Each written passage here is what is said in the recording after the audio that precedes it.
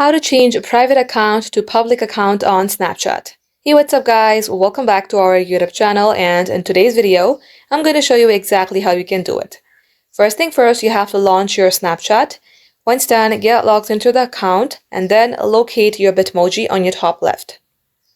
As you do so, you will see a page like this. As you can see that I already have my public profile, meaning my account is not private and it's public.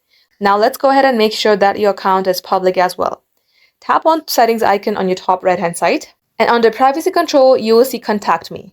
Tap onto it. You have to make it for friends and contacts, and likewise you have to go for each and every settings and make it up for friends and contacts or friends.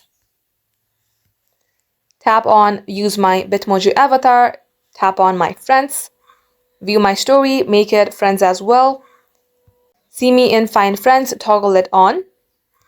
And likewise, under see my location, you can also go it for only friends. And just like so guys, once you do all that, your account will be converted into public account and you will also see this public profile. You can also add various snaps, spotlights, and insights. Thank you all for watching guys. We will catch you up in our next upload.